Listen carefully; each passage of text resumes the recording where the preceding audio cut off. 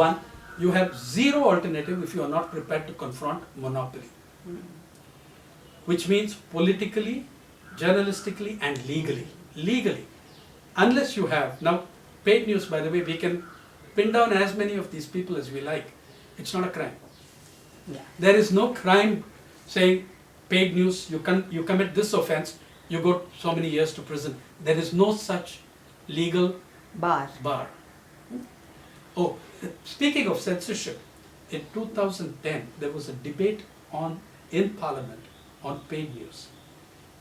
Believe me, it was one of the best debates I had the in papers. Parliament. Yeah. Believe me, Arun Jaitley made a fabulous speech, the current finance minister. And you had Ambika Soni on the same line, you had a Sitaram Yechuri on the same line, absolute agreement across the political spectrum that this is going out of hand. Not a word was reported in the media the next day. Okay?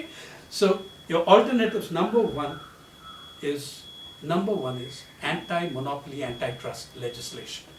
It exists even in the United States nominally, though Murdoch has succeeded in pulling it down so much. In India, there isn't a single cross-ownership restriction, which means you cannot be the only game in town. You cannot own the only portal, the only newspaper, the only radio station and the only TV station. Today in India, you can. Nothing stops you. Okay? Second, there is no monopoly that you cannot control 80% of the circulation in the country. There's no such limit on it. Though you have monopoly restricted trade practices otherwise, but not for the media. Not for the media. Third, and there's another hypocrisy of the media. Whenever when they go about this aggressively and people like us as journalists raise questions, they say this is a business like any other business. The moment you try doing anything about it, then they cry freedom of expression. Yes. Press freedom in danger.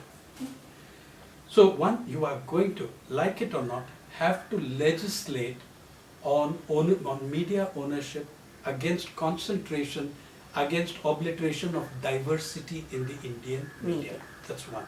You have no option but to do that. Two, you need to give a very serious thought to the links between large corporate houses and media, and at least in the newspapers you're forced to declare once a year who the television has no such obligation.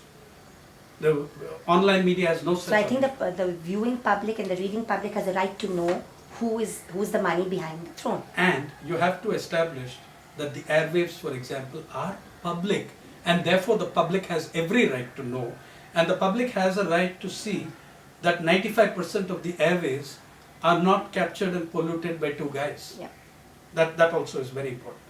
The next thing you need to do is to greatly strengthen your public broadcasters. Make them not so much government broadcasters, But public.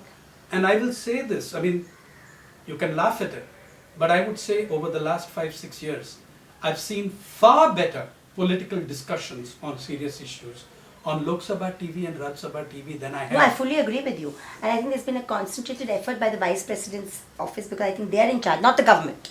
Yeah, because it's parliament. That's right. So it's Parliament that is responsible, which is cross-party. Yeah. So it's not one government trying to control. It's like and the in fact, you have much better programming on Rajya Sabha and Lok Sabha television than you have on the private channels. It's like the Canadian Broadcasting That's Corporation to that extent, that all parties can protest. But you know, something like Democracy Now, something like public service television, these are the kind of models we need to be You looking need, at, you need something more than that as well, but the public, see, because one thing here, already the public broadcasters, their reach and infrastructure is already in existence. Yeah. So you can actually reach a much larger numbers of people Than the private, much than more. the private if you make that effort. Yeah.